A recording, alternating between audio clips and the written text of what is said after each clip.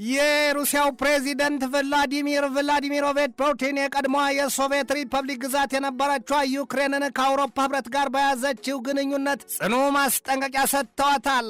ፑቲን ከተጠነሰሰላቸው የግድያ ሴራ የተነሳም ክፉኛ መሸበራቸው ሲነገር ሁለቱን ሴቶች ልጆቻቸውን ወደ ስውር ስፍራ መሸሸጋቸውም ተነግሯል። ዩክሬን ደግሞ በሩሲያ የነዳጅ ማውጫ ስፍራዎችን አጥቅታ እሳት ማያያዟም ተሰምቷል። ይህንኑ ርዕሰ ጉዳይ በዓለም አቀፉ ትንታኔ ዘገባችንም መርጠን ተመልክተነዋል። ከትንታኔ ዘገባው ጋር ትዕግስቱ በቀለ ነኝ።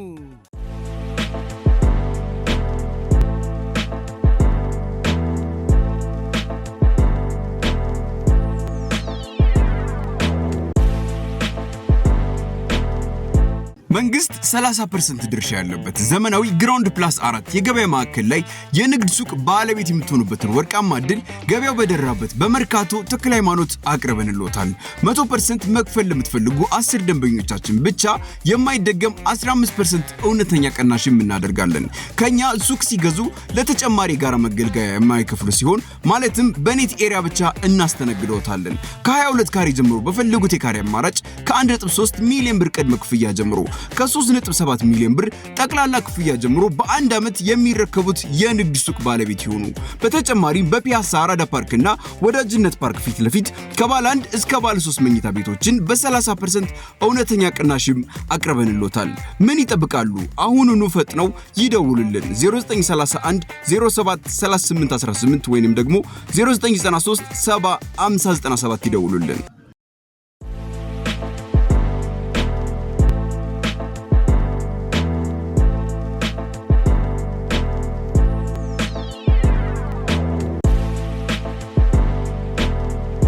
ጅብ ለምን ቀን አይሄድም ቢሎት ሌሊት የሚሰራውን ስለሚያውቅ ይሏል። ሚረር ባወጣው የዛሬ ዘገባው የሩሲያ አምባገነን ወይም ዲክታተር ይላቸዋል ቭላዲሚር ቭላዲሚሮቪች ፑቲን ክፉኛ ተሸብረዋል ሲል ይጀምራል። ቆፍጣናውና ኮስታራውን ሰው ያሸበራቸው ደግሞ በተደጋጋሚ የግድያ ሴራ ተጠልፎላቸዋል፣ ተጎንጉኖላቸዋል እየተባለ መወራቱ ነው።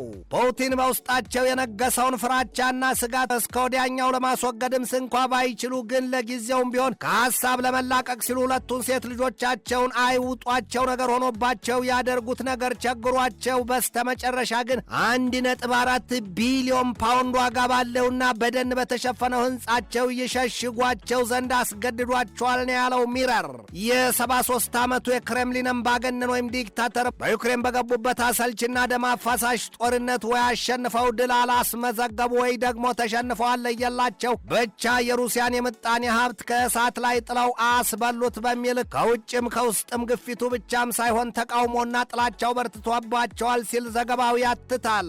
ፑቲንን ከቫልዳይ ቤተ መንግስታቸው እያገዘፈ እንቅስቃሴያቸውን እያወጣና እያቀረበ ለጠላቶቻቸው የሚያሰጣ ካሜራ ይከተላቸዋል በሚል ስጋቱ በርትቶባቸዋል። የሩሲያው ፕሬዚደንት በከፍተኛ የጸጥታ ጥበቃ ስርም ሆነው በኖቭጎሮድ ግዛት ከ43 ዓመቷ ምሽታቸው አሊና ካቫየቫና የ11 ዓመት ወንድ ልጃቸው ኢቫን እንዲሁም የ6 ዓመቱ ቭላዲሚር ጋር የሚገፉት ሕይወት የሰቆቃ ሆኖባቸዋል ሲል ዘገባው ይተነትናል። ፑቲን ምንም እንኳን የሚኖሩበት ስፍራ የራሱ የእያንዳንዱ የአየር መከላከያ ቢኖረውም ፑቲን ግን የገዛ ጥላቸውን ስንኳ አምኑትም ነው የሚባለው ሰርቆ ከማሰብ እጅን መሰብሰብ አለያም ሳል ይዞ ሌብነት ቂም ይዞ ጸሎት ይሏል። በዚህ ወቅት የፑቲን የጸረ ድሮን ጥቃት ኃይልም ቢሆን ከዩክሬን የሚሰነዘረውን ጥቃት መከላከልና ማስቆም እንደተሳነው ይነገራል። የዩክሬን ድሮንስ ወይም የሰው አልባ የጦር አውሮፕላኖች ከሩሲያ ውስጠኛ ክፍል ድረስ ዘልቀው እየገቡና እየፈነጩ ያሻቸውን ሰርተው ውድመት ያስመዘግባሉም ነው የሚባለው። የሩሲያው ፕሬዚደንት ቭላዲሚር ቭላዲሚሮቪች ፑቲን ከመጠን ያለፈ ትጥቅ የታጠቀና የጸረ ሚሳይል መከላከያም እንዳላቸው ይነገራል።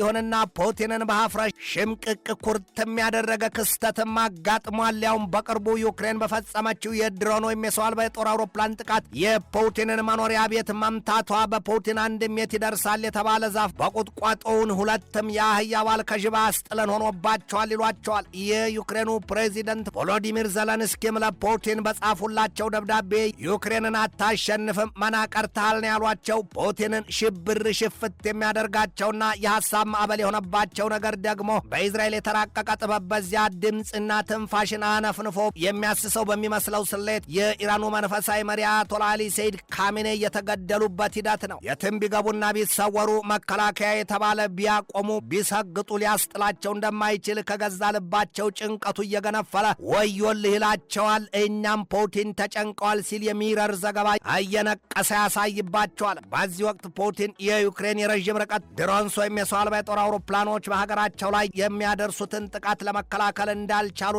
በሀገር ቤትም ያለውን አስተዳደር መስመር ያለማስያዛቸው ሌላ ችግር እንደወለደባቸው የሚያሳዩባቸው ብዙዎች ናቸው። የራሷ አሮባት የሰው ታማስ ስላለች ይሏል። በዚያ ሁሉ አደጋ መከበባቸው የሚወራባቸው ሰው ቭላዲሚሮቪች ፑቲን የዳሯትን ልጃቸውን የ41 ዓመቷን የናጠጠ ሀብት ያላትን የሁለት ልጆች እናት የሆነቿን ካተሪና ቲኮኖቫን በቫልዳይ ወደሚገኘው ቤተ መንግስታቸው ወስደዋታል ነው የተባለው። ይህ ቫልዳይ ቤተ መንግስት በሩሲያ ውስጥ ከሚገኙ ስውርና ምርጥ ስፍራዎች በጣም አስተማማኝ ስውር ስፍራ ነው ይባላል። የቫልዳይ ቤተ መንግስትና የፑቲን መኖሪያ ከዋና ከተማዋ ሞስኮ በ32 ማይል ርቀት የሚገኝ ስፍራ ነው። ይሁንና የፑቲን ሌላኛዋ የ23 ዓመቷ ሴት ልጃቸው ደግሞ በዚያ እንደማትኖርና በፓሪስ እንደምትኖር ነው የሚነገረው። የሩሲያው ፕሬዚደንት ቭላዲሚር ፑቲን ደካማነት በአዲስ መልኩ መገለጡን የዘገበው ደግሞ ዴይሊ ቢስት ነው። ያውም ሩሲያ ፈጽሞ ከዩክሬን የሚላኩባትን የሰው አልባ የጦር አውሮፕላኖች ወይም ድሮንስ መመከት ተስኗታል ነው ያለው ዘገባው። ተሸፋፍነው ቢተኙ ገልጦ የሚወጋ አለ ይሏል። ምናልባትም አሁን እኛ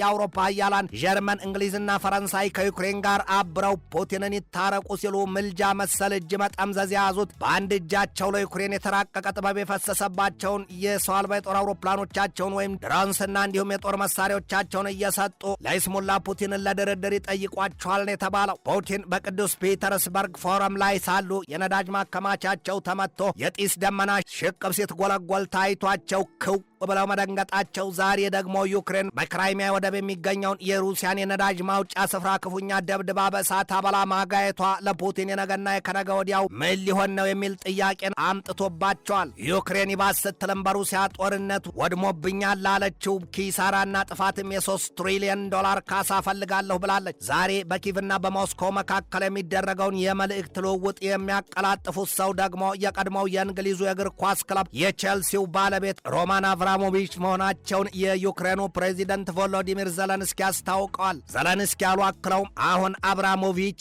ዩክሬን በሩሲያ ላይ ምን ለማድረግ እንዳቀደች ለሩሲያውያኑ ይነግሯቸዋል ነው ያሉት። የአውሮፓ ህብረት በበኩሉ በውጭ ፖሊሲ ኃላፊዋ ወይዘሮ ካጃ ካላስ በኩል ባወጣው መግለጫው በሩሲያ 80 ኢላማዎች ላይ ያነጣጠረ የማዕቀብ ዕቅድ ማውጣቱን አስታውቋል።